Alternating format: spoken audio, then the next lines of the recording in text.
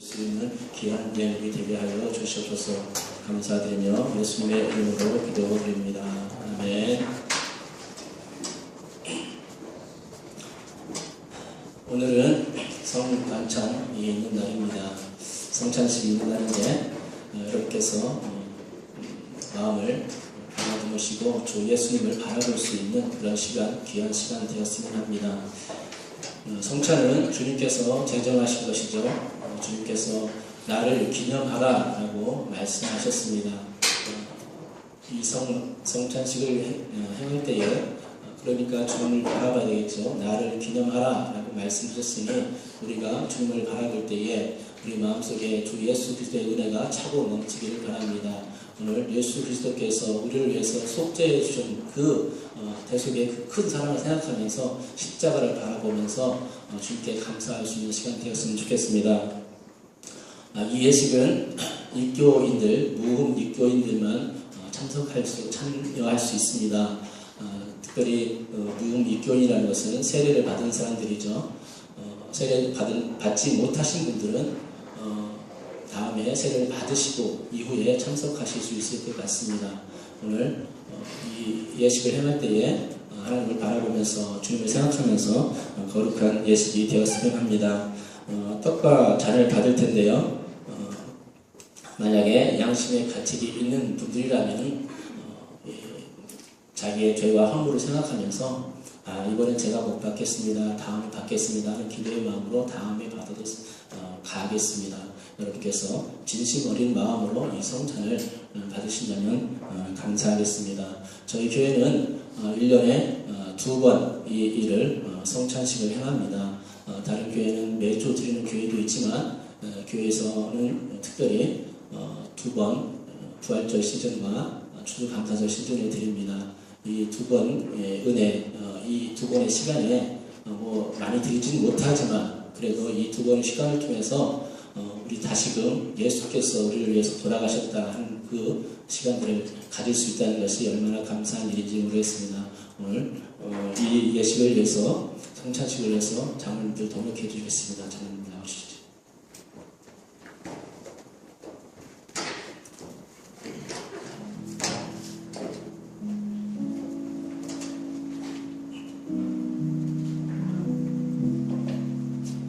주 예수 그리스도께서 잡히시던 날 밤 떡을 가지사 축사하시고 제자들에게 떼어 주셨습니다.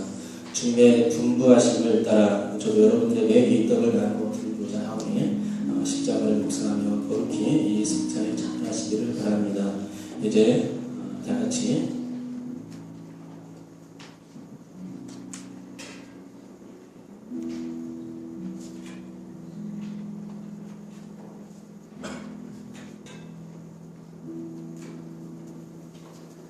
기도하겠습니다.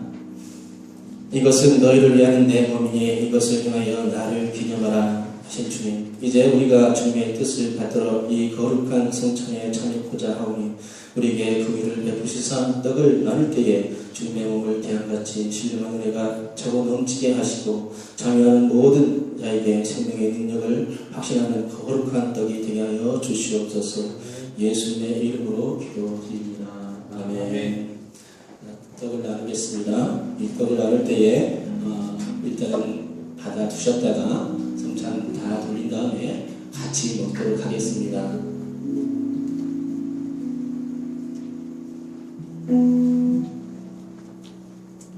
우리가 전한 것을 누가 믿었느냐? 여호와의 팔이 누구에게 나타났느냐? 그는 주 앞에서 자라나기를 연한 손 같고 마른 땅에서 나온 뿌리 같아서 고운 모양도 없고 풍채도 없은즉 우리가 보기에 흠모할 만한 아름다운 것이 없도다.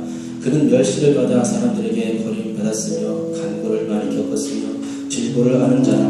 마치 사람들이 그에게서 얼굴을 가리는 것 같이 멸시를 당하였고 우리도 그를 귀히 여기지 아니하였도다. 그는 실로 우리의 질보를 지고 우리의 슬픔을 당하였거늘 우리는 생각하기를 그는 징벌을 받아 하나님께 맞으며 고난을 당한다 하였노라. 그가 찔림은 우리의 허물 때문이요 그가 상함은 우리의 죄악 때문이라. 그가 징벌을 받음으로 우리는 평화를 누리고 그가 채찍에 맞음으로 우리는 낭을 받았도다. 우리는 다 양 같아서 그릇 행하여 각기 받기 제일 길 같거든. 여호와께서는 우리 모두의 죄악을 그에게 담당시키셨다. 이 시간 우리 주님을 바라볼 수 있기를 바랍니다. 주님께서 우리를 위해서 속죄해 주시고 십자가를 지신 그 은혜를 다시 한번 생각할 수 있는 귀한 시간이 되었으면 합니다.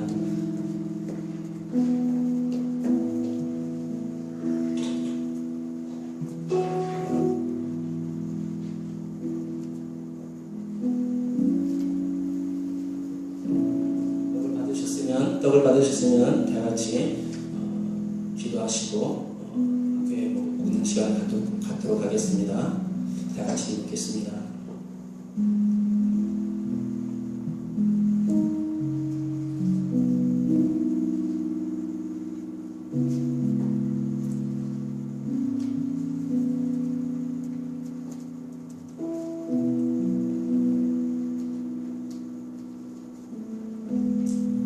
혹시 세례를 받으시는데 혹시 떡을 못 받으신 분 있다면 받으실 수 있기 바랍니다.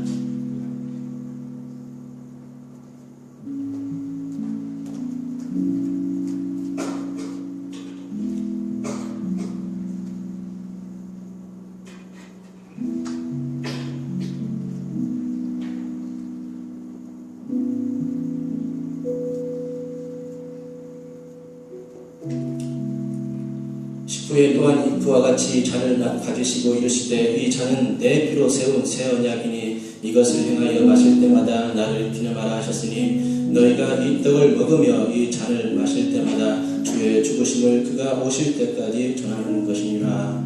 아멘. 이제 잔을 나누도록 하겠습니다. 떡을 받으신 분은 이제 잔을 나누시면서 그 주님의 은혜를 다시 묵상할 수 있는 시간 가겠습니다. 잔을 나누도록 하겠습니다.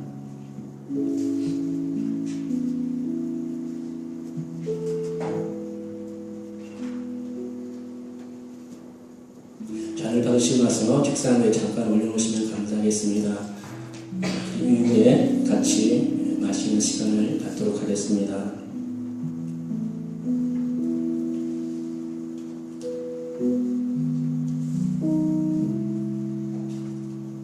예수께서 이르시되 내가 진실로 진실로 너에게 이르노니 인자의 살을 먹지 아니하고 인자의 피를 마시지 아니하면 너희 속에 생명이 없느니라. 내 살을 먹고 내 피를 마시는 자는 영생을 가졌고 마지막 날에 내가 그를 다시 살리리니 내 살은 참된 양식이요 내 피는 참된 음료로다. 내 살을 먹고 내 피를 마시는 자는 내 안에 거하고 나도 그의 안에 거하나니 살아계신 아버지께서 나를 보내심에 내가 아버지로 말미암아 사는 것 같이 나를 먹는 그 사람도 나로 말미암아 살리라. 이것은 하늘에서 내려온 떡이니 조상들이 먹고도 죽은 그것과 같이 아니하여 이 떡을 먹는 자는 영원히 살리라. 아멘.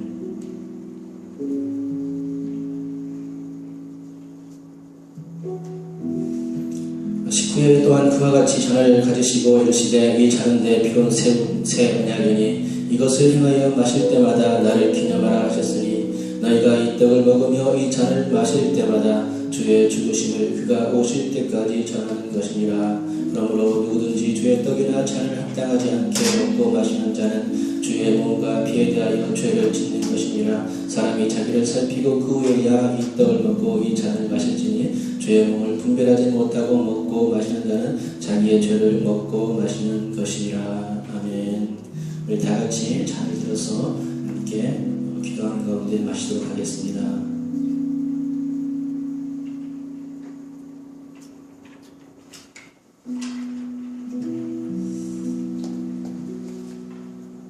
오늘 성찬식을 하면서 주님을 바라보는 시간이 되었으면 합니다. 오늘 하루도 주님께서 우리와 함께 하시고 함께 해주시는 은혜 가운데서 주님 감사합니다. 우리 죄를 사하여 주심에 감사드립니다. 주님께서 나를 위해서 그 고난의 십자가를 당하셨으니 너무나 감사하지 않을 수가 없습니다. 주님이여 내가 주님을 바라보니 주님이여 오늘도 나에게 새 힘을 허락하여 주옵소서. 이제 모든 죄가 사해졌으니 감사드리고 오직 주님께만 영광 돌리기 원합니다. 할 수 있기 바랍니다. 우리 다 잔과 떡과 잔 다 받으셨지요? 우리 마지막으로 기도하는 시간 갖고 마무리 짓겠습니다. 하나님 아버지 감사합니다. 오늘도 이 예배 가운데 함께 해주시옵시고 주께서 역사하여 주시사 하나님 귀한 성찬식을 거행할 수 있도록 인도하심을 감사합니다. 하나님 아버지 이제 하나님께서 우리 뜻하신 가운데 우리를 구원하시고 예수님을 보내주셔서 하나님 우리 예수님을 믿음으로 말미암아서 우리는 이 구원의 자리에 이르게 되었습니다. 하나님 아버지 이것이 얼마나 귀하고 값진 일인지 모르겠습니다. 우리 죄가 주님으로 말미암아서 사해졌음을 우리는 믿습니다. 그럴 때에 주님을 바라보며 앙망합니다. 하나님 아버지 이 성찬식을 거행하면서 주님을 바라보는 시간 되었음을 믿고 또한 예수 안에서 우리가 하나 되었음을 우리는 믿습니다. 우리 청년부가 더욱더 하나님을 향해서 나아갈 수 있는 귀한 능력의 청년부가 될 수 있도록 역사하여 주시옵소서. 감사드리며 예수님의 이름으로 기도드립니다. 아멘.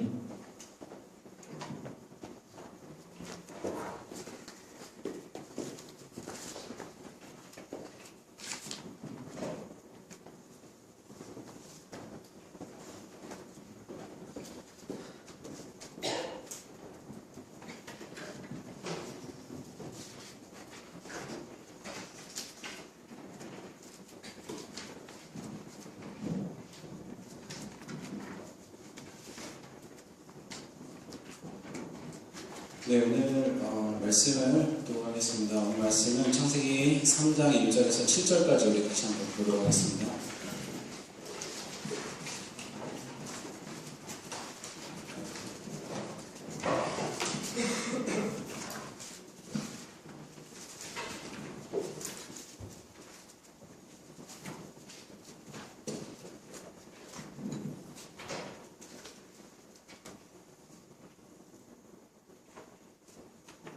창세기 3장 1절에서 7절까지 같이 보겠습니다.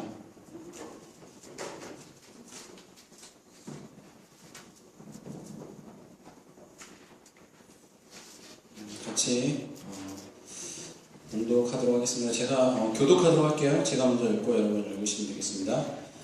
그런데 뱀은 여호와 하나님이 지으신 들짐승 중에 가장 간교하니라. 뱀이 여자에게 물어 이르되 하나님이 참으로 너희에게 동산 모든 나무의 열매를 먹지 말라 하시더냐.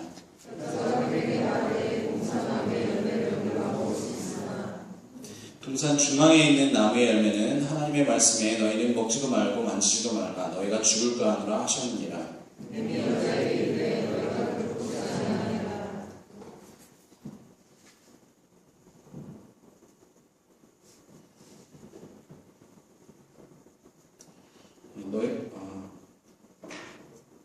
몇 절 보시죠? 죄송합니다. 여자는 그 나무를 본즉 먹음직도 하고 보암직도 하고 지혜롭게 할 만큼 탐스럽기도 한 나무인지라. 여자가 그 열매를 따먹고 자기와 함께 있는 남편에게도 주매 그도 먹은지라. 이에 그들의 눈이 밝아져 자기들이 벗은 줄을 알고 무화과 나무 잎을 엮어 침하로 삼았더라. 아멘. 네, 잠깐 광고를 하자면 저희가 원래는 이번 주 돌아오는 토요일에 건축기도를 토요일에 11시에 하기로 되어 있었는데 약간 오류가 있어서 그 다음 주에 저희가 이번 돌아오는 토요일이 아니라 그 다음 주에 우리가 같이 건축기도 하는 시간을 갖도록 하겠습니다. 11시에 소망성들 앞에서 우리 같이 봅니다. 네. 날씨가 확 풀리고 벚꽃들도 많이 피었죠. 근데 내 상황은 똑같죠?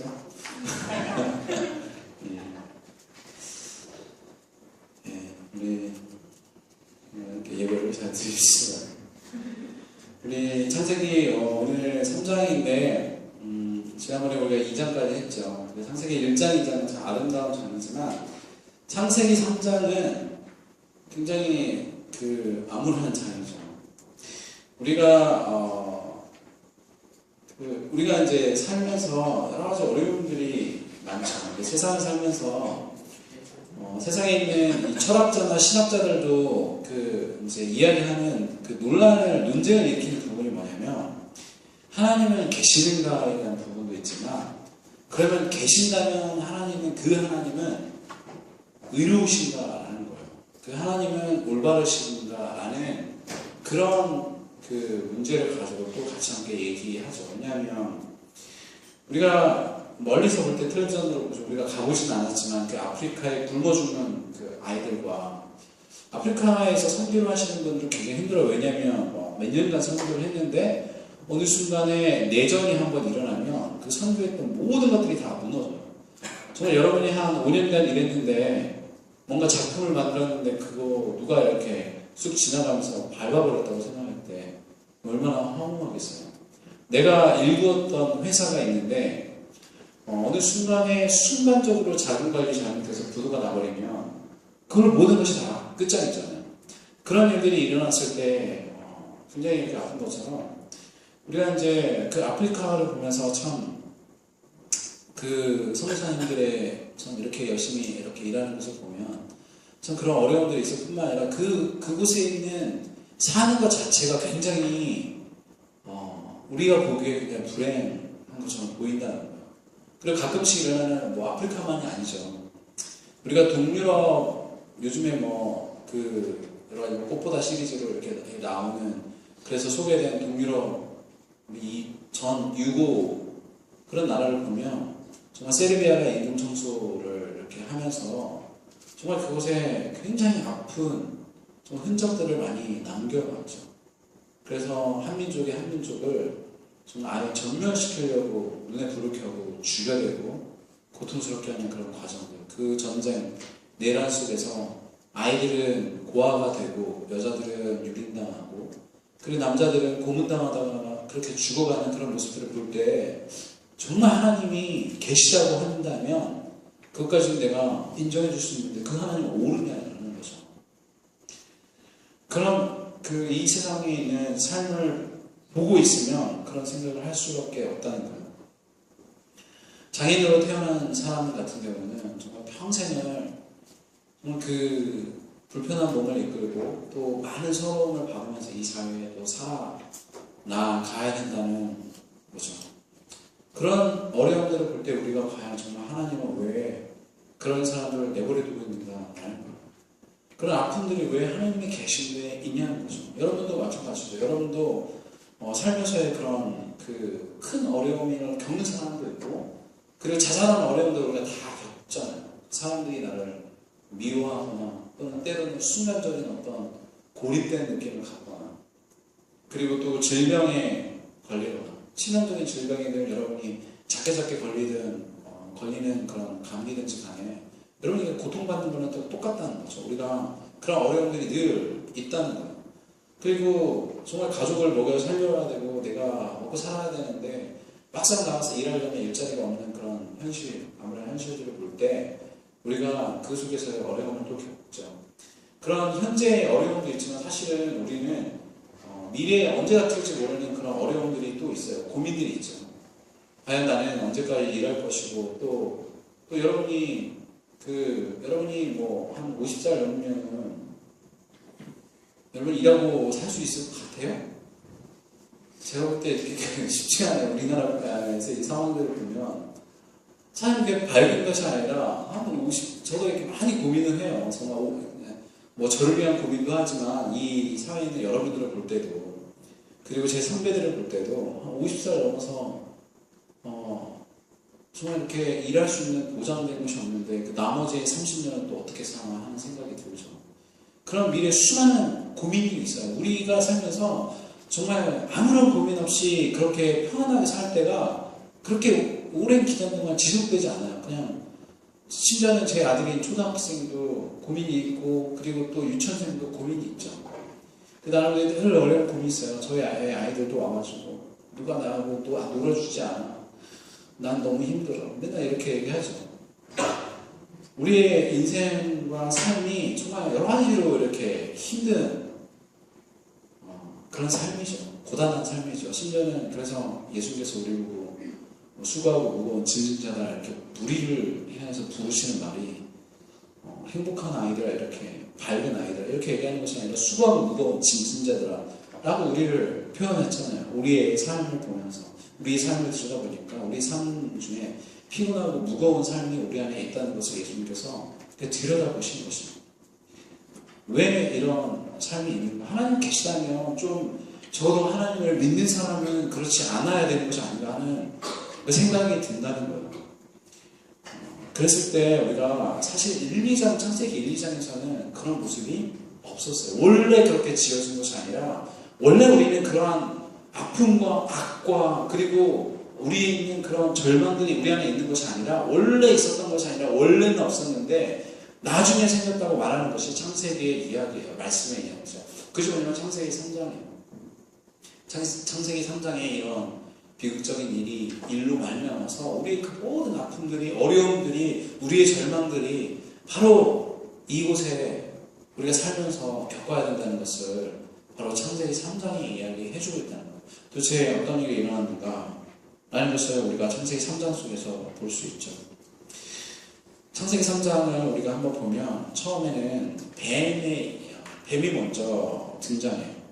뱀은 여호와 하나님이 지으신 들짐승 중에 가장 강렬합니다.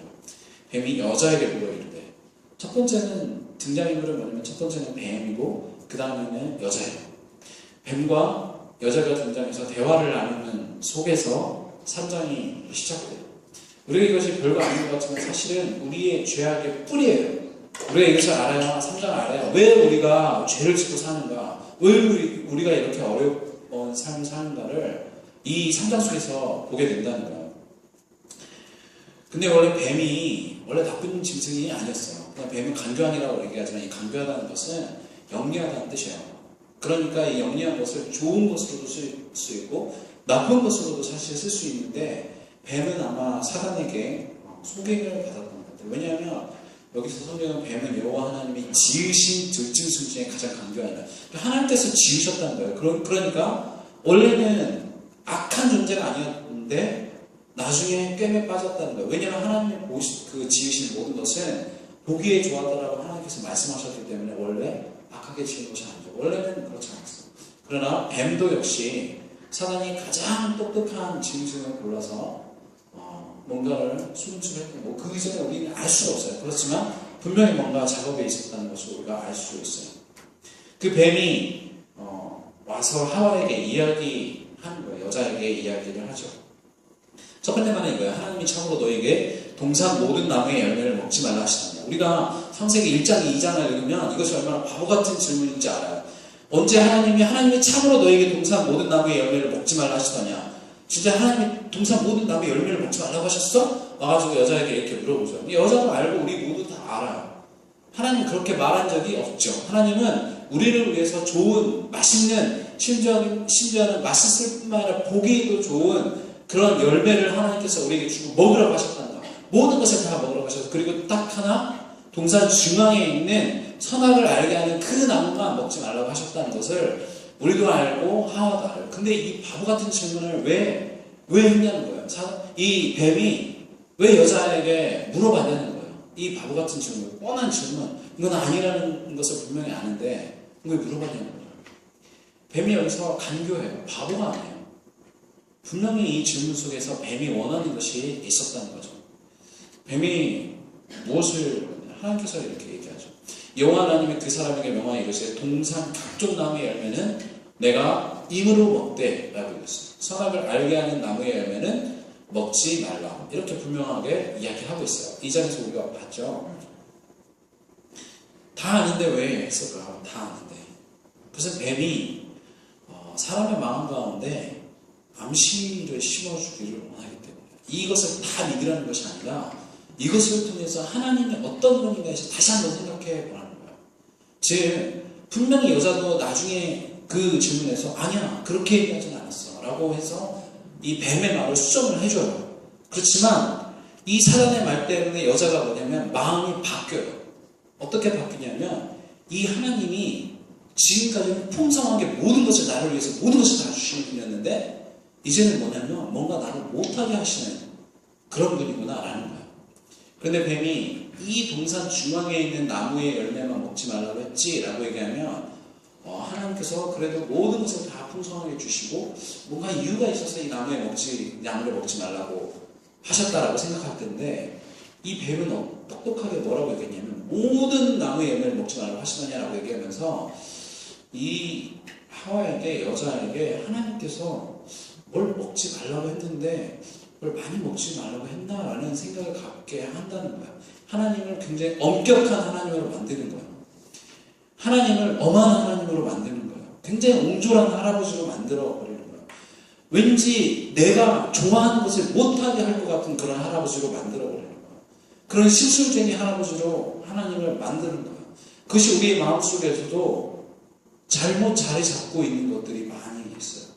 우리가 안식일도 그렇죠. 안식일은 하나님께서 우리에게 풍성한 것들을 누리라고 주신 것이 분명히 안식이었는데, 하나님께서 우리를 보호하시기 위해서 이야기한 여러 가지 것들을 하지 말라고 하는 것을 우리의 마음, 머리를 채워버리는 거예요. 그것이 하나님을 옹졸하게 만드는 거예요. 안식일의 그 풍성한 의미를 다 없애버려요.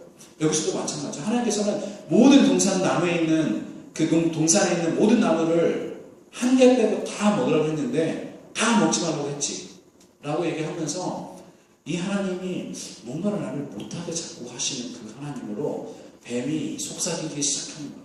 그러면서 이 여자의 마음속에 하나님 뭘 나를 못하게 했지? 그래 못하게 했지. 하나님 왜 못하겠을까? 하는 것에 계속해서 묵상하게 만드는 거예요. 우리도 역시 마찬가지예요. 교회를 다니다 보면 하나님이 왠지 나를 못하게 하고 내가 행복한 꼴은 못 보고, 그래서 적당하게 한 이 정도까지는 내가 누리려고 하는데 그 다음부터는 잘라버리면서 굉장히 나를 좀 불안하게 만들고 행복이 영원히 지속되지는 못할 것 같고, 하나님께서 내가 좀 좋아하는 거 좀 누리다 보면 하나님께 탁 끊어버리는 것 같은. 그리고 이제 여러분이 조금 더 헌신하고 이제 제가 뭐 국장도 하고 리더도 하고 그러다 보면 자꾸 내가 교회 속에서 이렇게 열심히 하다 보면 하나님이 그러다가 나한테 아프리카로 가라고 하는 거 아닌가? 이런 느낌이 스물스물 들면서 뭔가 어디선가 하나님을 끊어야 될 것 같은 그런 마음이 든다는 거야. 이것이 바로 뭐냐면 사단이 우리에게 주는 마음이라는 거야. 하나님께서 내 궁극적인 기쁨, 내가 기뻐하고 누리고 이런 것을 하나님께서 1장, 2장에서 보여주셨죠. 우리를 위해서 온 우주를 지어주신 분이 하나님이시라는, 분명하게 우리가 보면서도 뭐냐면, 우리가 뭔가 하나님은 어디선가 내가 충분히 기뻐하고 충분히 행복해하고 하는 것은 뭔가 못하게 하는 것 같은, 뭔가 자꾸 막는 것 같은, 내가 막 마음 놓고 즐거워하지는 못할 것 같은 그런 옹졸한 할아버지를 만든다는 거예요. 이것이 사단이 우리에게 주는 굉장히 큰 사실은 공격이에요. 하나님은 우리가 잘못된 길을 가는 것에 대해서 분명하게 막으세요. 그런 일들을 우리에게 올바른 길을 인도하세요. 그런데 우리가 연약하기 때문에 그 길에 대해서 잘 몰라요. 그렇기 때문에 하나님께서 그런 일을 하시지만, 결과적으로 뭐냐면 하나님은 우리가 기뻐하기를 원하시고, 우리가 하나님이 알려주신 좋은 길을 가기를 원하시고, 우리가 성장하기를 바라시고, 우리가 하나님 안에서 정말 하나님의 말씀대로 풍성해지기를 원하시는 것이 하나님의 뜻이라는 거예요. 그런 가운데 이 사단이 여자와 이야기를 하기 시작하면서, 하나님은 너를 못하게 하는 그런 분이야 라고 이야기하기 시작한다는 거예요. 그러자 여자는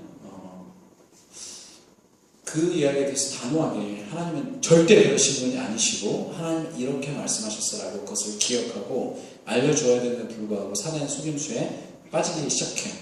그래서 첫 번째로 빠지는 것이 뭐냐면, 우리가 잘 보면 알 수 있어요. 여자가 뱀에게 말하되 동산 나무의 열매를 우리가 먹을 수 있습니다 라고 얘기해요. 동산 나무의 열매를 먹을 수 있습니다. 근데 하나님께서 뭐라고 얘기했냐면, 거기에 각종이라는 이야기를 해요. 그 말을 하와가 빠뜨려요. 뭐냐면 하나님의 풍성함을 표현하는 많은 단어들 중에 그 풍성함을 이야기하는 단어를 싹 빼버리는 거예요. 왜냐하면 마음속에 이미 하나님에 대한 서운한 마음이 자리 잡기 시작했기 때문이에요. 그래서 그냥 무덤덤하게 객관적인 사실들만 이야기하기 시작한 것들을 우리가 보는 거예요. 그리고 또 하나는 뭐냐면, 하나님의 말씀에 너희는 먹지도 말고 만지지도 말라, 너희가 죽을 거라는 거예요. 하나님은 결코 그 동산 중앙에 있는 나무, 선악을 알게 하는 나무를 만지지도 말라라고 얘기한 적이 없어요. 이것은 하와가 만들어낸 이야기예요. 근데 왜 그렇게 만들었을까요? 하와가 왜 그렇게 얘기했을까요? 자기 마음을 표현한 거예요. 하나님께서 먹지도 말라라고 얘기했는데, 분명히 그 먹지 말라고 한 그 선악을 알게 하는 나무를 먹지 말라고 했으면 하나님이 나를 사랑하기 때문에, 나를 위하기 때문에 이유가 있을 거야 라고 생각하는 것이 아니라 뭐냐면, 왜 이것을 먹지 말라고 했을까? 하나님은 뭔가 나에게 좋은 일을 안 주려고 하는 거야. 그래서 심지어는 만지지도 말라는 거야. 굉장히 하나님을 더욱더 옹졸하게 만들고 하나님을 더 엄하게 만드신다는 거예요. 이것이 바로 사단이 이 여자와 이야기하면서 이제 점점 더 여자가 사단에게, 이 뱀에게 말려 들어가고 있다는 거예요. 그리고 심지어 뭐라고 얘기하면, 만지지도 마라, 너희가 죽을 까 하노라. 먹지도 말고 만지지도 말라, 너희가 죽을 까 하노라.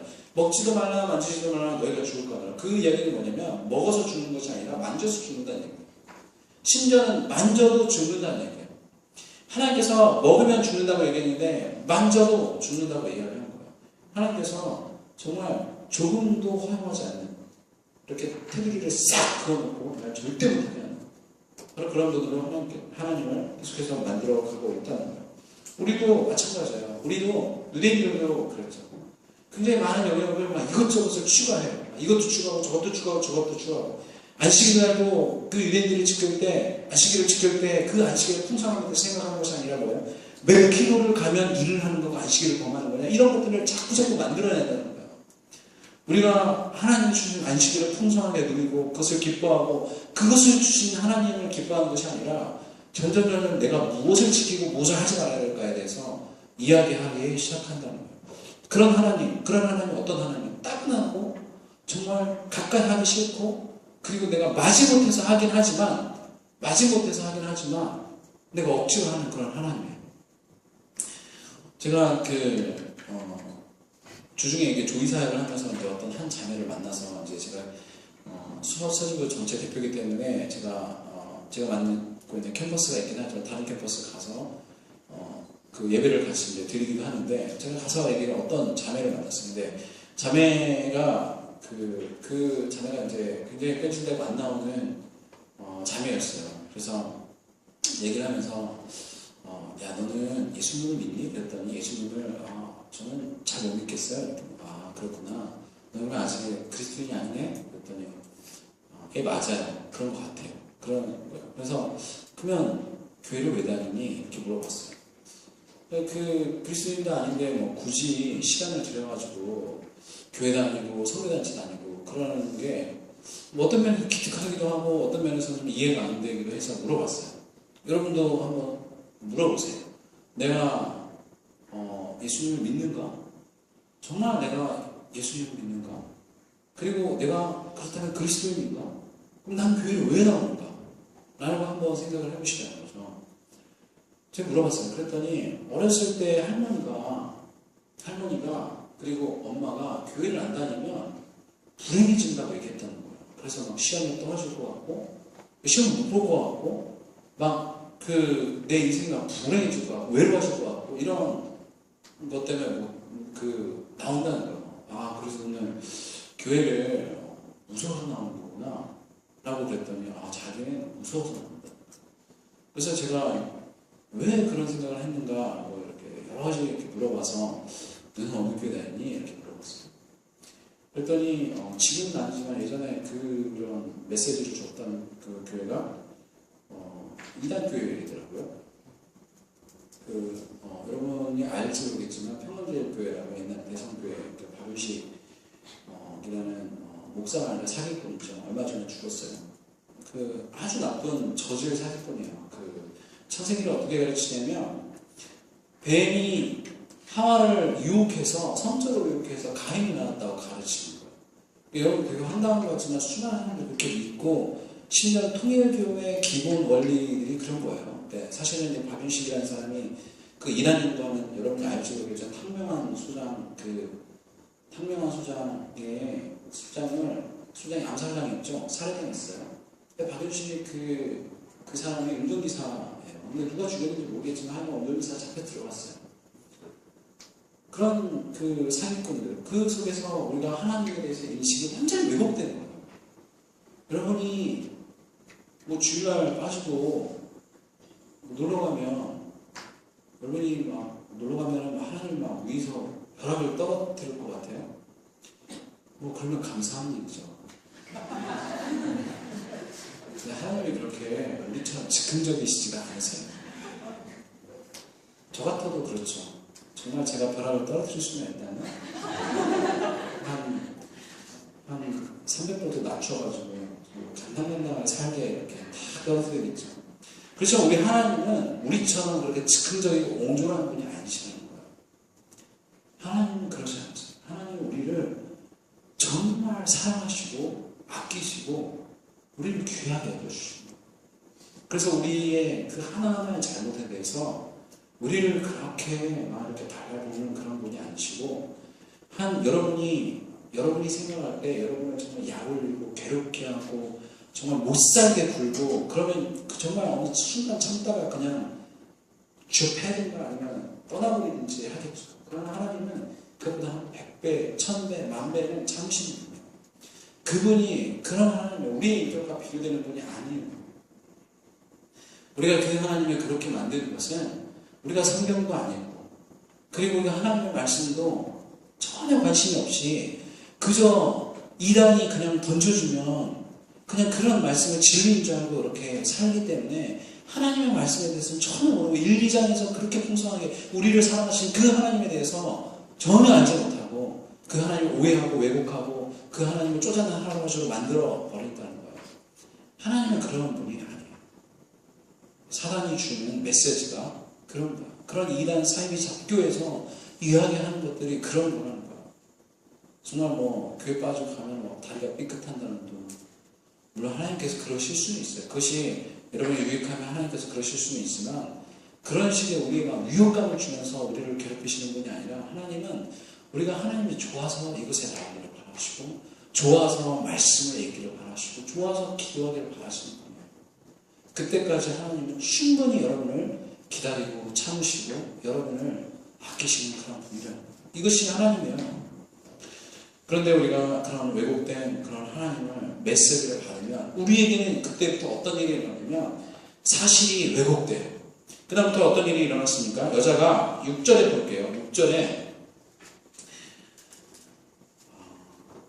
6절에 여자가 그 나무를 본즉 먹음직도 하고 부언직도 하고 지혜롭게 할 만큼 탐스럽기도 한 나무인지라 라는 거예요.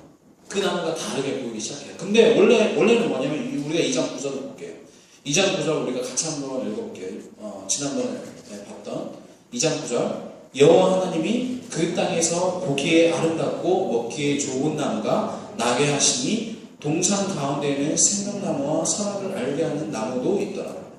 자, 다른 모든 나무가 사실은 선악을 알게 하는 나무와 생명나무가 아니라 다른 모든 나무가 뭐냐면 그 땅에 보기에 아름답고 먹기에 좋은 나무가 나게 하셨다는 거예요. 다른 나무가 보기에도 좋고 먹기에도 맛있는 그런 나무는 다른 나무였다는 거예요. 그런데 이 여자가 죄를 짓기 시작하자, 하나님에 대한 인식이 달라지기 시작하자 이 땅에 있는 사실 자체가 전부 다 왜곡되기 시작했어요. 즉 가운데 있는 하나님께서 그렇다고 말씀하지 않으면 다른 나무가, 먹지 말라고 한 나무가 갑자기 보기에도 좋고 먹음직도 하게 됐다는 거예요.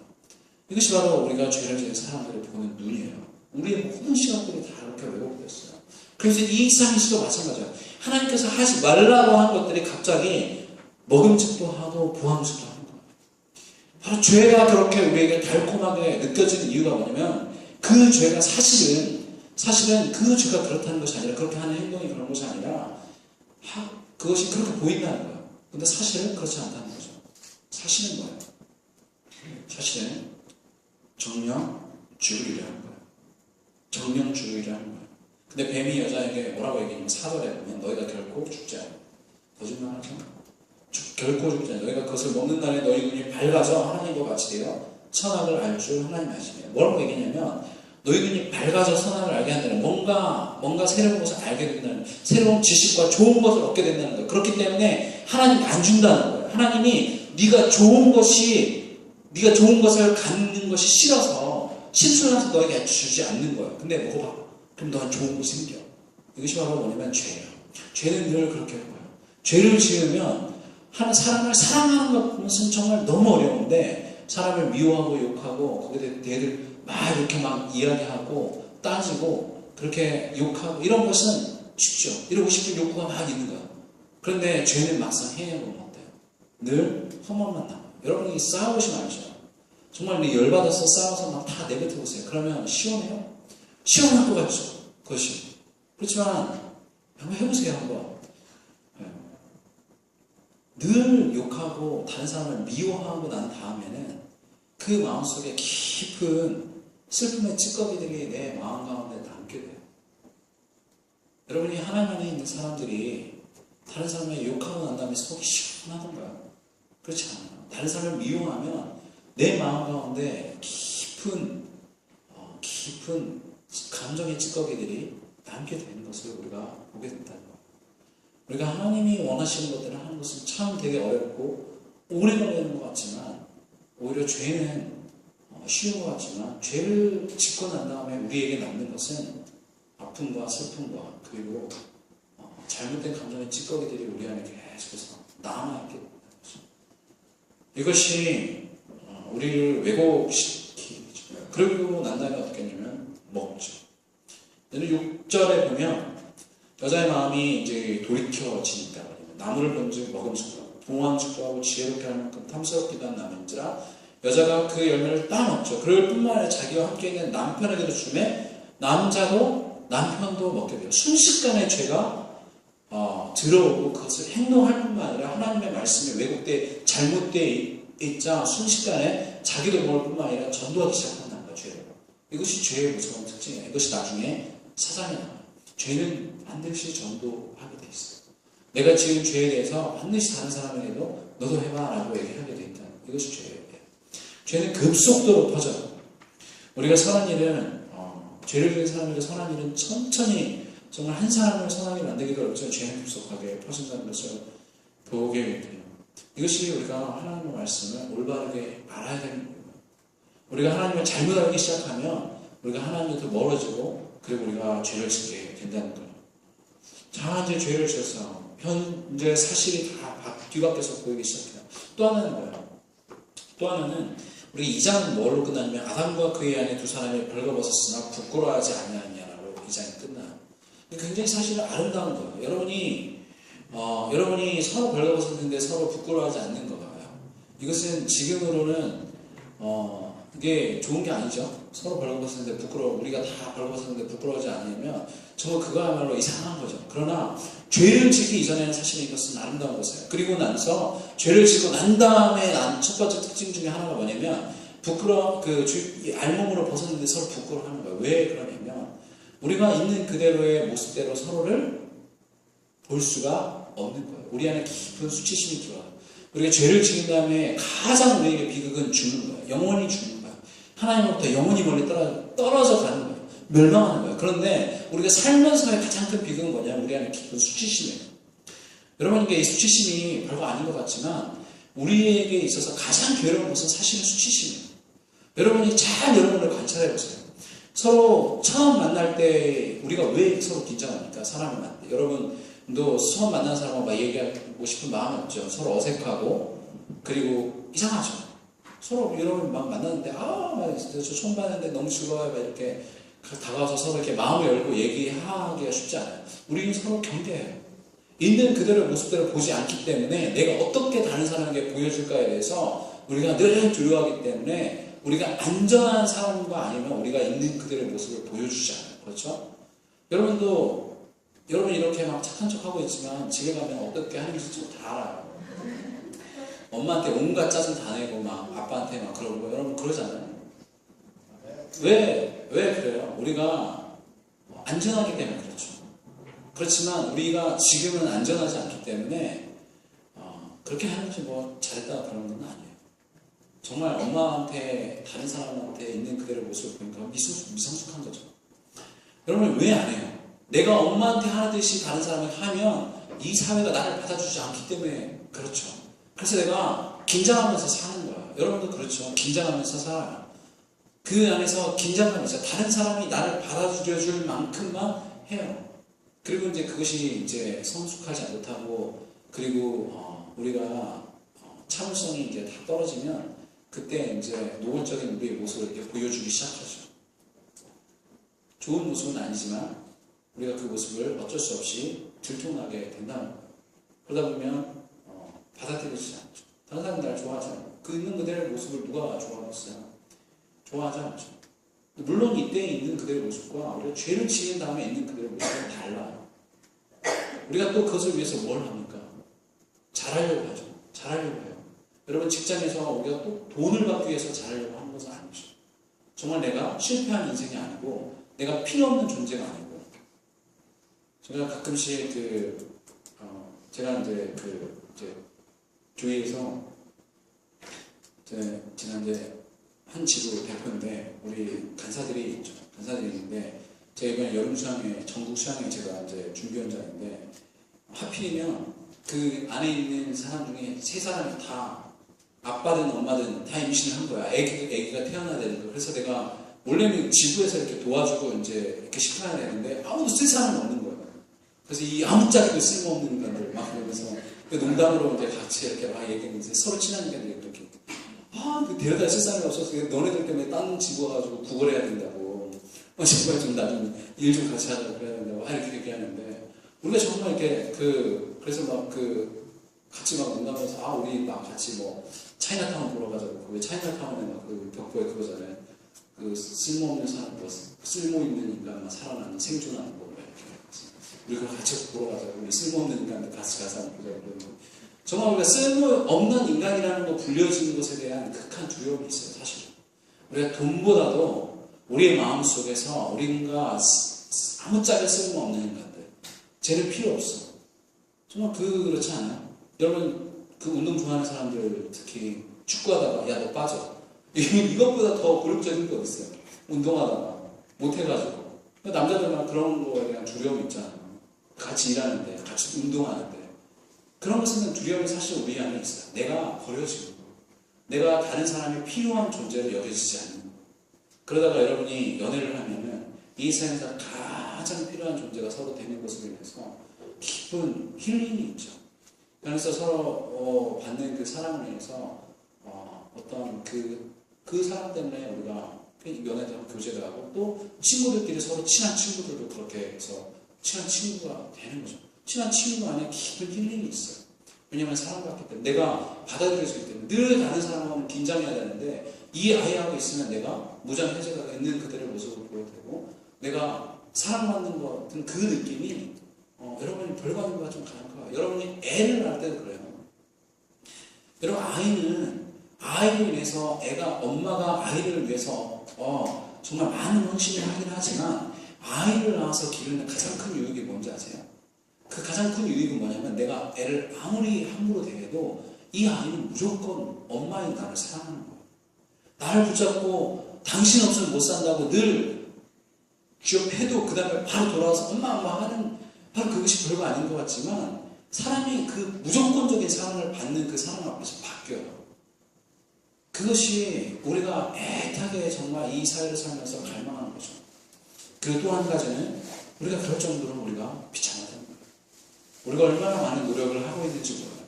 괜찮은 사람 되기 위해서. 그것이 이 세상에서 죄인으로 사는 깊은 슬픔이에요. 여러분의 내면을 잘 들여다보세요. 우리가 그것을 위한 엄청난 에너지를 들이고 있다는 것을 우리가 다 같이 깨닫고 알게 된다는 거예요. 이것이 바로 죄가 인해서 들어오는 깊은 수치심이에요. 그들이 뭘 했어요? 무화과나무 잎을 엮어서 자기 몸을 가리는 것. 뭔가 가리지 않으면 만날 수가 없어요. 볼 수가 없어요. 우리도 그렇죠. 우리의 슬픔들이 뭐예요? 우리의 외모. 여러분 외모에 대한 슬픔이 모두에게 100%다 있는 걸 저는 믿어요.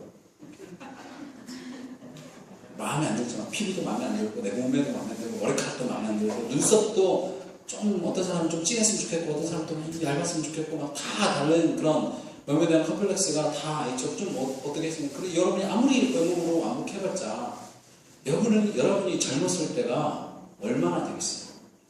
곧 지나가리라. 다 지나가는 거예요. 그런 우리의 정말 가리고 싶고 그래서 우리가 때로는 화장도 하고 또는 좋은 옷을 입기도 하고 비싼 명품을 가지고 싶은 그거 다 뭐예요? 우리 모두 다 우리가 가리는 아니죠. 그 모든 것들을 있는 그대로의 모습대로 내가 내 존재 자체가 빛나는 것이 아니라는 거예요. 뭔가 자꾸 가려주고 그것뿐만 아니죠. 우리 외모뿐만 아니라 우리가 학벌로 가리고 돈으로 가리고 우리의 재산으로 가리고 우리의 능력으로 가리고 인정과 그리고 그런 명예와 이런 것들로 다 늘 우리는 가리고 살고 싶어하는 거예요. 그것들이 벗겨질 때 정말 하나님이 이 존재 자체로 빛나는 이 인간이 원래는 일장이장이었습니다. 아무것도 걸치지 않아도 아무것도 한 게 없어도 그 존재 자체로 귀하고 아름다운 존재를 하나님께서 우리를 만드셨는데 우리가 죄로 인해서 그것들이 다 망가진다면 뭔가 자꾸 해야 되는 거예요. 뭔가 자꾸 피곤하게 수고롭게 하기 시작해야 되는 거예요. 이것이 우리의 죄로 인한 결과예요. 우리가 늘 피곤하게 서로 살아가요. 그러고 나서 또 얻게 되는 결과는 뭐냐면 공동체가 깨어집니다. 여러분 하나님께서 찾아오시죠. 하나님께서 찾아오시는데 뭐라고 물어보세요? 너의 벌거벗은 것을 누가 알려줬느냐? 라고 합니다. 아담이 뭐라고 얘기합니까? 아담이 뭐라고 얘기하죠? 아담이 하나님께서 아담에게 찾아왔을 때 이렇게 아담을 부르시면 그에게 내가 어딨냐? 라고 물어봐요. 아담이 그때 하나님이 주셔서 나와 함께 하신 여자 그가 그 나무 열매를 내게 주므로 내가 먹게. 첫 번째로는 아담의 원망은 뭐냐? 하나님에 대한 원망. 하나님이 이 여자를 이 문제덩어리 여자를 나에게 주셨다. 그리고 두 번째는 뭐냐면 이 여자가 나를 꼬셨다. 여기서 아담은 자기의 잘못에서 다시 절대 얘기하지 않아요. 우리도 그렇죠. 여러분이 제가 가만히 관찰하면 그래요. 너 왜 늦었어? 이렇게 물어보면 온갖 이야기가 다 나와요. 심지어는 지하철이 늦게 왔어요. 라고도 얘기하죠. 우리가. 지하철이 뭔 죄예요? 지하철 맨날 정치형인데. 저도 그렇게 핑계대고 싶어요. 둔촌역에는요 한 번 놓치면 13분 기다려야 돼. 이렇게 얘기하고 싶은 그 마음이 있죠. 원래 내가 잘못해서 다 내 책임이야 라고 얘기하는 것이 쉽게 나오잖아요. 늘 뭔가 다른 곳에서 찾는 거. 그게 우리의 연약함이고 우리의 죄예요. 서로 관계가 어긋나면 네가 선배니까 그렇지, 네가 리더니까 그렇지, 네가 더 잘했어야 되는데 나한테 그런 거야 라고 얘기하고 싶은 거잖아요. 내 잘못은 아무것도 없고 네가 이 위치에 있으니까 네 포지션이 이러니까 네 상황이 이러니까 넌 나보다 더 나으니까 너가 나한테 잘해줘야지 라고. 왜 그래요? 그것은 그러니까 사실이 아니라 그냥 우리의 죄성이고 늘 다른 사람에게 핑계대고 싶어하고 늘 다른 사람에게 던져버리고 싶어. 이것이 죄를 지은 다음에 인간이요. 처음에는 어땠어요? 내 살이요? 내 뼈였다. 내 살 중에 살이요? 내 뼈 중에 뼈다. 그렇게 얘기했던 그 사람에 대해서 여러분들 연애하면서 그러죠? 연애하면서 좋다가 내 살 중에 살이요? 뼈 중에 뼈다. 하나님 어떻게 이런 인간을 나에게 주셨을까라고 얘기하다가 하나님 어떻게 이런 인간을 나한테 주셨어요? 금방 바꾸잖아요. 그것이 왜 그래요? 하나님에 대한 원망도 생기고 정말 하나님이 달라고서 실컷 달라고서 줄 때는 언제고 또 그 다음에 또 하나님께 원망하고 사람에서 원망하고 이익에서 원망하고 이 모든 우리의 행동들이 바로 죄로 인해서 우리에게 찾아왔다는 거예요. 그러다 보니까 서로 네 잘못이야 개인적인 싸움이 되다가 나중에 뭐예요? 국가 간의 싸움에 전쟁이 되는 거예요. 여러분 국가 간의 전쟁이 뭐 이렇게 대단히 꼭 이루어지는 건 아니에요. 정말 사소한 감정이 확대돼서 나라와 나라가 싸울 때가 이 세상의 전쟁 중에 엄청나게 많아요. 그래서 사람을 죽이고 그 자존심 하나, 정말 그 국가 권력자들의 자존심 하나가 사람들을 수십 명, 수만 명을 죽이는 거예요. 그런 일이 관계가 깨어진 거예요. 하나님과의 관계가 깨어지고 하나님을 숨고 싶은 거죠. 그전에는 에덴 동산이 하나님과 만나는 즐거운 교제의 장소였어요. 그러나 이제 하나님을 만나는 것이 두려워요. 우리도 그렇죠. 죄를 지으면 하나님을 만나는 것이 두렵죠. 하나님이 나에게 어떻게 할까에 대한 두려움이 있어요. 하나님이 나를 사랑한다는 생각이 없어지는 거예요. 하나님이 나를 아끼고 기다리고 그런 마음이 우리 안에 없어지고 하나님 엄격하시고 하나님이 나를 늘 감시하시고 잘못하면 한 대 때릴 거 그런 하나님으로 우리를 만드십니다. 사실은 가장 아픈 것은 뭐냐면 우리가 쫓겨나는 거예요. 쫓아내죠. 하나님께서 에덴 동산에서 쫓아내요. 그리고 그 쫓아낸 것의 핵심은 뭐냐면 생명나무에 이르는 길을 하나님께서 천사로 하여금 막아버립니다. 우리에게 영원한 생명이 끊기는 거예요. 우리에게 더 이상 생명이 없어요. 여러분 죽는 것은 두려워요. 근데 두렵지 않은 이유는 뭐냐면 여러분이 우리가 아직 젊기 때문이기도 하고 죽는다는 것이 현실감이 없기 때문에 그래요. 그런데 대부분은 죽는 것이 현실감으로 느껴지는 사람은 그 죽음이 얼마나 두려운지를 다 알아요. 여러분 우리는 어때요? 우리는 전부 다 시한부 인생이죠. 우리는 모두 다 죽는다는 걸 알아요. 여러분 중에 안 죽는 사람 있어요? 없어요. 그것도 수명이 짧아요. 길어봤자 100년 안에 다 죽어요. 그러니까 우리는 결국에 보면 시한부 인생이에요. 그럼에도 불구하고 우리가 시한부 인생인 걸 알면도 불구하고 우리가 뭐 100년이 보장된 것도 아니에요. 우리가 언제 죽을지 몰라요. 어떤 사람은 30대에 죽고, 어떤 사람은 40대에 죽고, 어떤 사람은 20대에 죽고, 어떤 사람은 10대에 죽어요. 다 다른데 우리가 언제 죽을지를 알 수가 없어요. 근데도 불구하고 우리가 시한부 인생을 살고 있음에도 불구하고 우리가 시한부 인생이라는 것이 병원에서 밝혀지면 어때요? 본인이가 가족이가 정말 슬프죠. 내가 시한부 인생인데도 그 시한부 인생이 확인되는 순간 슬픈 거예요. 그것이 나에게 있어서 괴로운 거예요. 우리가 시한부 인생이 몰랐어요? 아니, 알았어요. 근데 왜 그래요? 그 죽음이 나에게 현실로 다가왔기 때문에 그래요. 생명나무의 길이 막혔다는 것은 인간이 원래 죽는 존재가 아니었는데 하나님께서 영원하지 않은 존재로 막아버리고 우리의 삶을 제한해버린 거예요. 그리고 그럴 뿐만 아니라 하나님께서 쫓겨난 삶을 영원히 사는 거예요. 수고로운 삶을. 이것이 우리 인간의 가장 큰 비극이죠. 그런데 이렇게 하나님께서 이렇게 인간이 죄를 지었음에도 불구하고 3장은 아무런 이야기로 3장이 덮여지지 않아요. 첫 번째는 하나님께서 아담을 찾아오신다.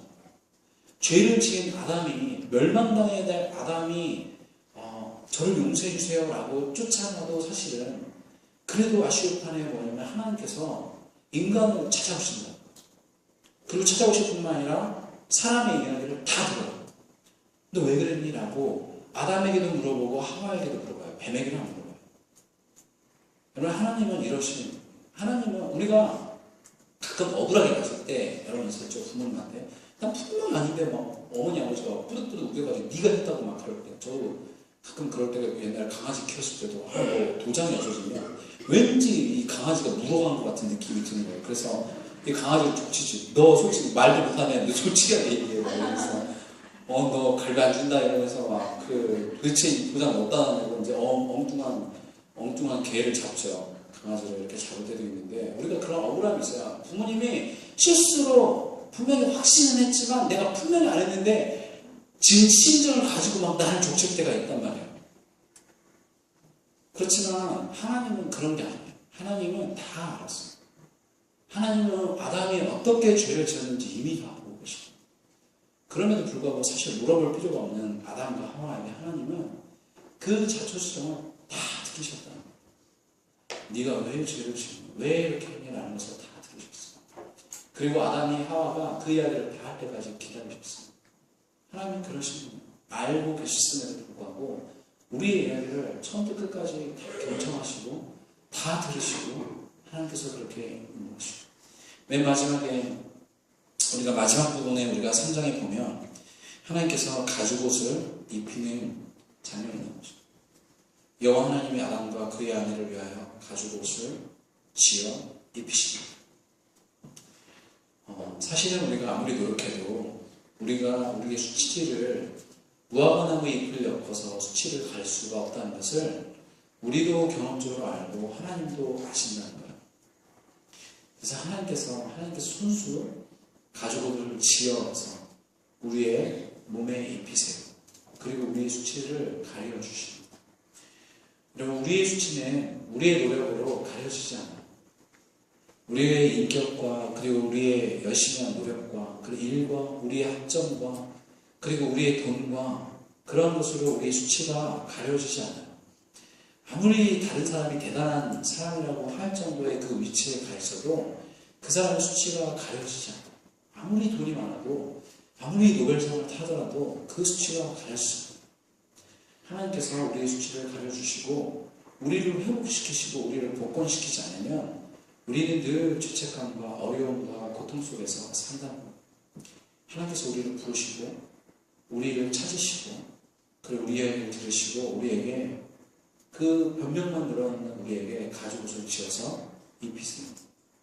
그것은 뭐예요? 자기 아들의 가죽옷이죠.